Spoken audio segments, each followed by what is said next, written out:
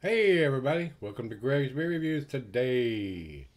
Hey, let's take a walk and go see what's in the fridge today.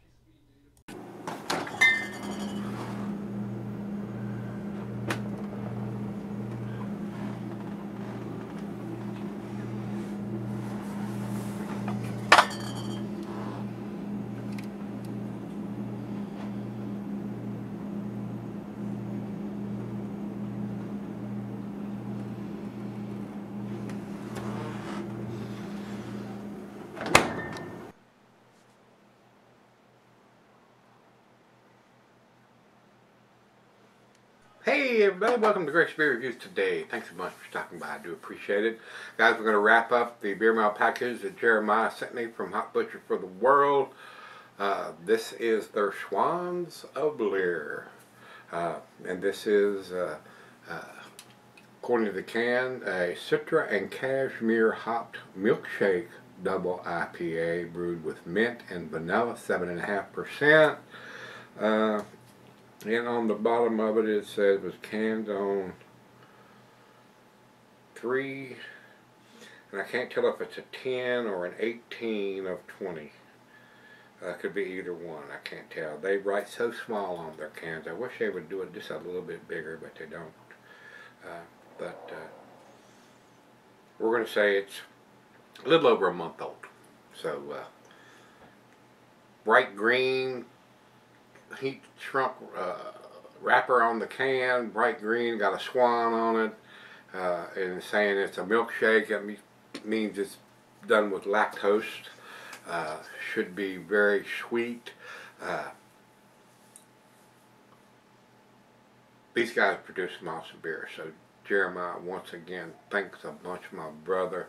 It is a pleasure to see a beer mail package from you guys when I get home or shows up at the door. This is considered an American IPA, Imperial IPA, according to Beer Advocate, and these guys are in Illinois, so you guys that are in the vicinity of the brewery, I don't know what the distribution is, consider yourself lucky, and please support these guys. They are doing some outstanding beers if you like this style of beer, and they do other styles too. I just did one several days ago that was a German Pilsner, and they do a bunch of different styles of beer. So if the New England style doesn't blow your hair back, they have other stuff that you can pick up from them too. And for the commercial description on Untapped, it says exactly the same thing. It's written right here on the bottom of the can on the front. So let's get into it, guys. And I have did it upside down and swirled it around and done all that, but a lot of times I have to get that agitated swirl to get what's in the bottom of the can out. So here we go. Ooh, that's pretty green. Just green like the wrapper. I guess the mint has something to do with that. We got about a half a glass in there and hardly any head at all. So we're going to agitate it up a little bit. And that should increase the head and maybe start getting some of the stuff, if there is any, in the bottom of the can swirled around. Look at that. Almost 2 fingers of head. Looks like a green smoothie there, guys. Look at that. That is green. Green as green can be. Green as grass. Very different looking beer. That is definitely not your orange juice color, but it is super cloudy. Definitely looks like an unfiltered beer to me. I would consider still a New England style, as cloudy as it is. So let's find out. Let's get it to the nose. It does look like some kind of smoothie though. It's green colored. Maybe something you'd see in a Star Wars movie, in a Star Wars bar or something. Very unusual looking drink. Oh yeah, I'm getting the sweet lactose right off the bat. And vanilla. And maybe a very subtle hint of some mint, but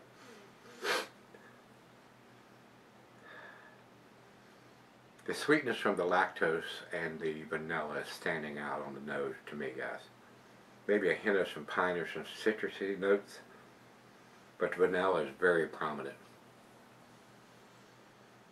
Smells pretty good. Smells interesting.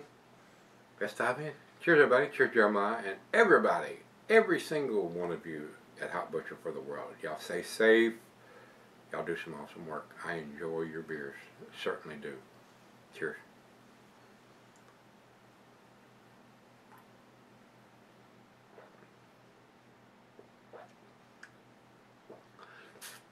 Vanilla. Sweet lactose. Hint of mint. Pine. Little citrusy notes. But the vanilla is off the chain, guys.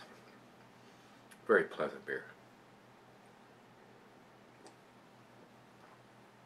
Very different looking beer too. Look at that. That's as green as the label or grass outside. A very unusual color to the beer. Like I said, I guess the mint has something to do with that. Swirling around, make sure we're going to get all the goodies that's in the bottom of the can into the glass. Yeah, I see some chunkiness coming out of there. So there's some big floaties that's going to end up in the bottom, and I will swirl that around and drink it for the final chug.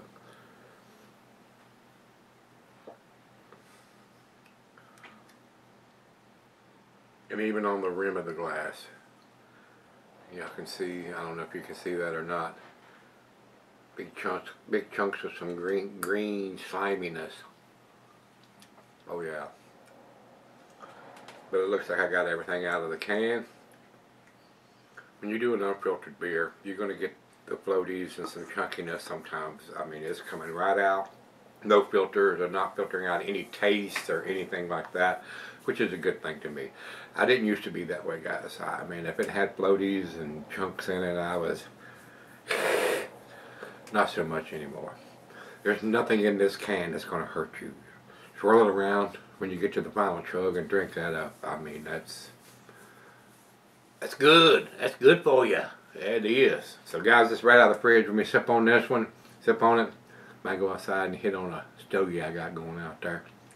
Hopefully, I'm still working trying to get this humidor regulated out. It's been a chore the last month trying to get it to, and I still haven't got it.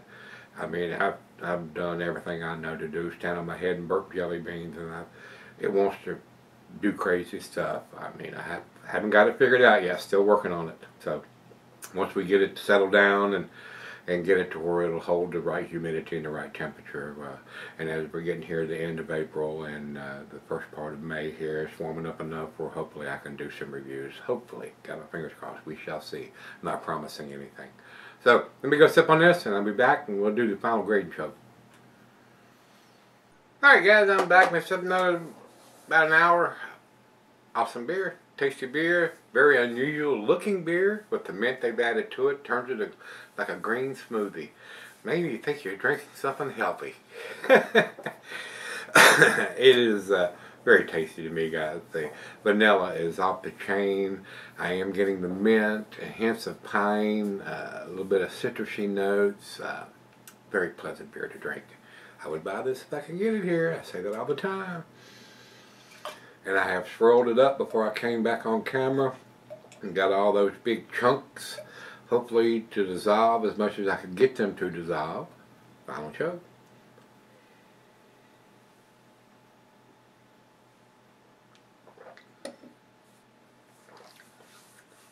Now that it's warmed up, I'm definitely getting the mint influence there, but the vanilla is still in the front seat. Big time vanilla. Very tasty. I do consider this a New England style, even though it's green instead of an orange juice color. Very pleasant beer. Alcohol is super well hidden. The lactose gives it a nice sweetness to it. Like a milkshake. Imagine that. So, with that being said, guys, to me, I'm going to give this 98. Very, very pleasant beer. If you say, oh my God, it's a 10 beer, I would not argue with that whatsoever. I could just as easily give it a 10. It is very, very pleasant. Over to Beer Advocate, they have 90 outstanding.